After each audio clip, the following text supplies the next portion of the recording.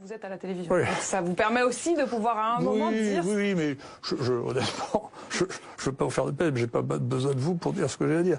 Non, mais on est là. Non.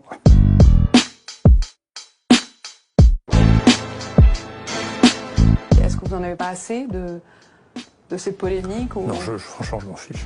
Mais alors, ça m'indiffère à un point qui est troublant. Vraiment? Ah oui, complètement.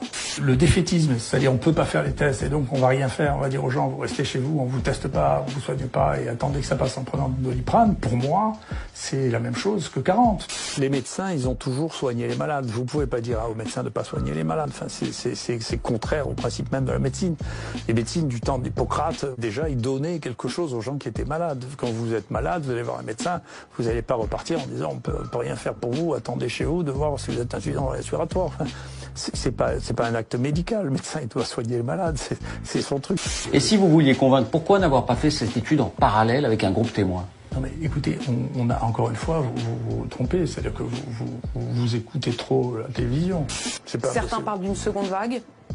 Non mais je sais pas d'où ça sorti, c'est encore une espèce de fantaisie ça. J'ai l'opinion que si vous voulez des infections respiratoires dans lesquelles il y a des secondes vagues, il n'y en a pas, donc je vois pas pourquoi il y en aurait pour celle-là, quoi. Donc pour l'instant, je suis très sûr avec moi-même. Moi, je cherche l'estime de moi-même. La vôtre, je m'excuse. Je suis content si vous me trouvez très bien, mais en réalité, ça change pas ma vie, vous voyez. Vous avez été décrit par certains comme un druide, comme un rocker, comme un gourou, comme un génie ou même comme un fou. Est-ce que vous vous reconnaissez dans l'une ou l'autre de ces expressions? Non, pas du tout, puis je m'en fiche, honnêtement. Vous vous en fichez? Vous avez joué un peu de ça, non? Pas du tout. Vous croyez vraiment que je joue? Enfin, vous n'êtes pas lucide. Quand on vous a interrogé sur vos cheveux longs, votre barbe, que vous n'aviez pas il y a une dizaine d'années, vous avez dit aussi, j'ai lu ça, c'est pour les emmerder, c'était vos mots. C'est qui les emmerder? Mais y compris vous, qu'est-ce que vous vous intéressez à des bêtises? Enfin, je m'excuse. Ça fait partie de votre personnage, professeur. Non, mais vous vous intéressez vraiment à des bêtises. Vous voyez bien. Enfin, si ça peut vous emmerder, je suis content. C'est un peu facile de dire qu'on est seul contre tous, si on va pas avec les autres. Je suis pas du tout seul contre tous, mais vous rêvez. C'est un truc, là, vous me prenez pour Robin des Bois, mais vous rêvez. Enfin, je pense que vous n'êtes pas lucide. Le juge de ça, c'est pas vous, c'est pas le gouvernement, c'est pas la presse, c'est les malades. Les malades, je peux vous dire que je n'ai pas de problème avec eux, il n'y a pas un malade qui portait plainte contre moi. Laissez-moi terminer. Il y a beaucoup de familles de malades qui ont porté plainte contre beaucoup de gens. Et ça va être compliqué. Non, les gens font un peu un fantasme sur la grippe espagnole. La grippe espagnole, c'est le grand guignol qui sert à faire peur aux gens, si vous voulez. Donc, ils sont morts d'infection bactérienne, malheureux, parce qu'il n'y avait pas d'antibiotiques, surtout. Hein, c'est ça, dont ils sont morts pendant la grippe espagnole. Le Doliprane, c'est la première cause d'intoxication au monde. Tous les médicaments d'ailleurs, si on en prend trop, en dose excessive. Non, vous essayez de pondérer ou de contredire ce que je vous dis. Non, vous avez des auditeurs qui regardent sur Wikipédia les effets secondaires du Doliprane, en particulier en anglais, s'ils arrivent à lire l'anglais. C'est la première cause au monde d'intoxication aux urgences. C'est la première cause de suicide réussi. Donc c'est un médicament extrêmement dangereux. Vous n'avez pas des regrets, peut-être d'avoir été pris pour un autre ou de vous être adressé directement aux Français, les avoir fait peut-être un peu trop rêver, penser que c'est pas grave tout ça? Non mais je ne comprends pas ce que vous dites. Je comprends pas. Moi je suis pas comme vous. Moi je rapporte les données que j'ai moi, que je transmets.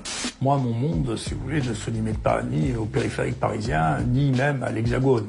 L'hydroxychloroquine, c'est les médicaments les plus prescrits au monde après l'aspirine.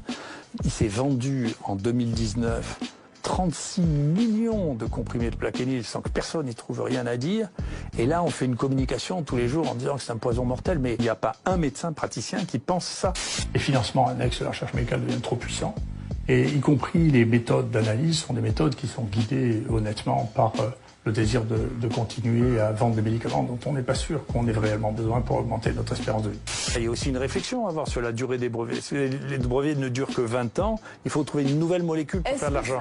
Est-ce que l'on est crédible parce que l'on est nommé ou est-ce que l'on est crédible parce que l'on est crédible tout court? C'est spectaculaire, c'est la première fois que sont dans les pays les plus riches qu'il y a la plus forte mortalité quand même. Hein. Et ça, c'est à cause du traitement? Pour l'instant, c'est surtout la cause de pas de traitement. On est les seuls à pas avoir traité aussi. Hein. Je sais que j'ai des liens avec l'Afrique, mais mes amis africains rient beaucoup avec la chloroquine et l'oxychloroquine, ça fait beaucoup rire. Hein.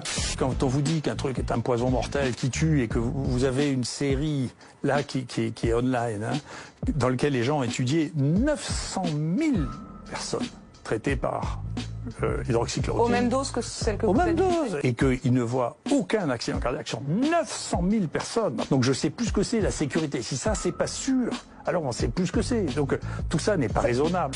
Moi, je suis content que vous m'expliquiez la médecine, mais globalement... Non, pardon, encore une fois, je donne les arguments. Non, mais je vous remercie. C'est intéressant. Généralement, c'est ce que je dis quand mes étudiants me disent une bêtise, je leur dis c'est intéressant. Donc c'est intéressant. Non mais honnêtement, si un jour on se met à réfléchir sur l'histoire de l'hydroxychloroquine, qui est quand même l'histoire moi la plus fantasque que j'ai jamais entendue en médecine de ma vie. D'accord.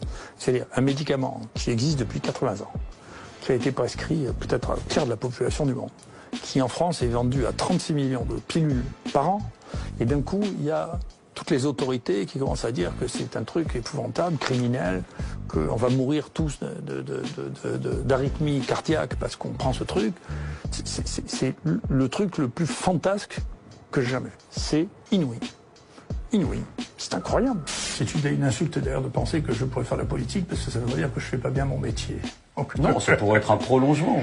Ça pourrait être une deuxième phase. Vous croyez que c'est plus important d'être un politique que d'inventer? J'ai inventé 12 traitements dans ma vie qui sont dans les encyclopédies.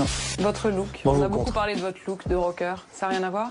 C'est juste un hasard? Vous savez, je suis celui qui me voit le plus souvent avec ma femme. Donc ce qui est bien, c'est que ma femme soit contente. Oui, l'OMS disait début mars que le médicament du Covid, c'était le Remdesivir, qui avait été testé dans aucun pays. Simplement, ça ne vous ennuie pas que l'OMS dise des bêtises sans arrêt? Merci beaucoup de nous avoir accordé de votre temps, parce que je sais que vous avez beaucoup de travail. Et oui, pour les choses réelles. Pour des choses réelles.